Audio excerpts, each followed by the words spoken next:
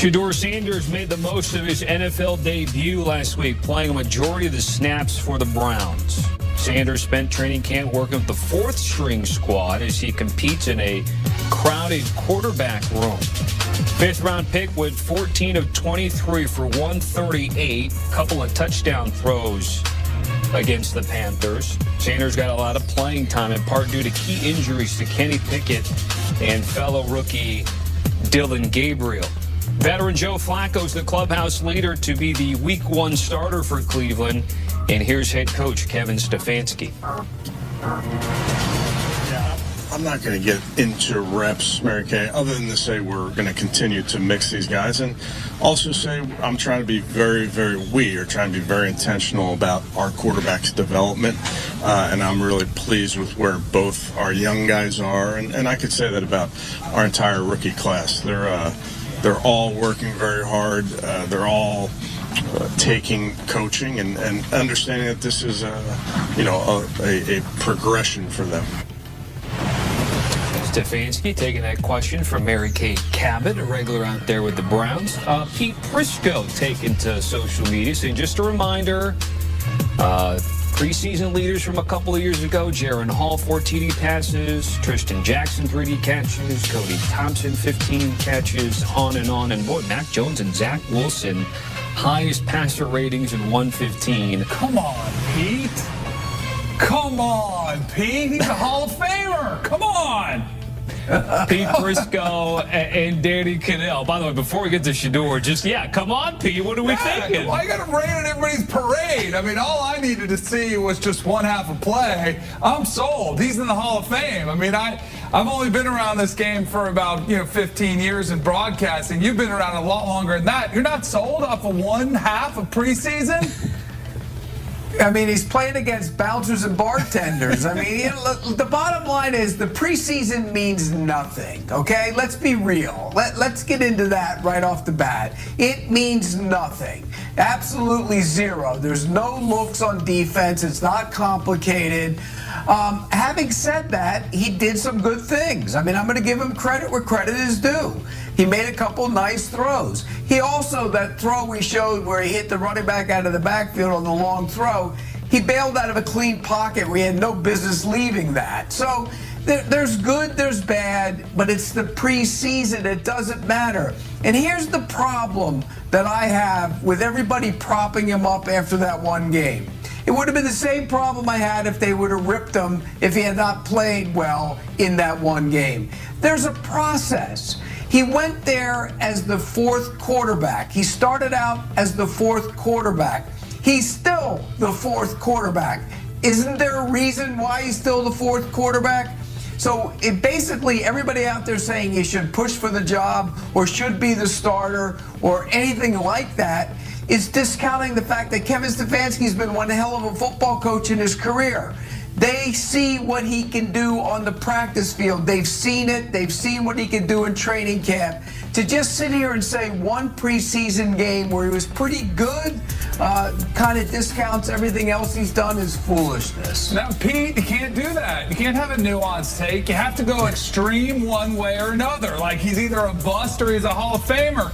I love your take because I totally agree. Like, I think Shedeur, you know what I'm going to listen to? I'm going to listen to Shedeur, who said he had a C-plus performance. Like, he thought he could have played a little bit better. I would tend to agree. But I actually thought he played a little bit better than a C-plus. The most important thing is that he took advantage of his opportunity. And that's what was driving me nuts last week, is people said he's set up to fail and he's going to go out there and he doesn't have these reps and it's going to be so hard and he doesn't have an offensive line. The NFL isn't fair. You have to make the most of your opportunity when it comes, and it came for Shedeur, and he took advantage of it. I love that for him, and I think he's going to continue to improve.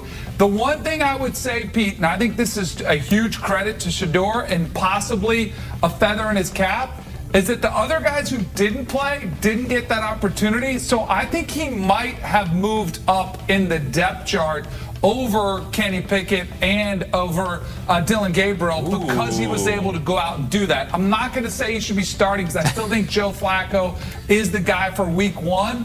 But I think showing what he did And while Dylan Gabriel and Kenny Pickett are sitting there because they couldn't play, I think was a huge edge for him in this quarterback competition. Because we've had instances before, coming to mind Russell Wilson, Matt Flynn, Derek Carr, Matt Schaub, but it was like they were already sort of like QB2 moving up, and Shedeur has been now QB4, and he's got to kind of climb the ladder given injuries and all that stuff. So the Browns have the Eagles this week with some joint practices. They're going to face each other, of course, here in the preseason here. Landon Dickerson with that knee, Kenyon Green with the shoulder. Danny, concerns for the champs here in terms of some of the injuries in the preseason for you? Yeah, they're starting to mount. I mean, Landon Dickerson is a 3-time Pro Bowler that you're talking about losing there up front in the middle of that offensive line. Kenyon Green, I'm not as concerned about that, but from a depth standpoint, that's when it starts becoming a little bit more concerning. If you look at what this team has built around, it's been around one of the best offensive lines in the league. And yes, it helps when you have a back like Saquon Barkley. And I do think positionally, guard is one that's probably easier to fill in for as opposed to if they lost one of their tackles who are studs on the outside. But it's definitely something you don't want to be going into the season with, losing one of those key cogs in the middle of that offensive line. No, ideally you'd love to have him as a makeup. If he's there, they're the best offensive line in the NFL. But here's the thing with the Philadelphia Eagles. Jeff Stoutland is such a good offensive line coach. Last year, remember, they were concerned about losing Jason Kelsey. They were concerned about the right guard position. It wasn't the problem. Cam Jurgens went in there, played great at center. Mekhi Becton, who's now with the Chargers, went in and played great at right guard. They like some of the guys. Matt Pryor is a good, solid backup who's had starts. Trevor Keegan's a young player from Michigan. They like him. I'm not worried about the Eagles' offensive line, in large part because Jeff Stoutland is one of the best offensive line coaches, if not the best, in the National Football League. They'll figure it out. They'll be just fine. Dickerson, no timetable for his return is the very latest, but you guys don't seem to be too worried about the situation surrounding Philly. Curious to think if you're more worried about Matthew Stafford in L.A. 37-year-old Danny, you're our quarterback in epidural, is dealing with a back issue. I know he got that deal to stay there with the Rams, but he hadn't been out there so far with them. Yeah, I'm starting to grow a little bit more concerned as I have back problems. I think we probably all have back points problem at some point in your life, but we're not trying to be a franchise quarterback in the NFL and having to go to the lengths to take care of it to be ready to play. I'm not worried about it until we get to the regular season. If he starts missing practice time in week 1 before he even gets hit, then it's starting to grow a little bit more of a concern, especially at his age, what he's been through. But he's one of the toughest guys that's out there.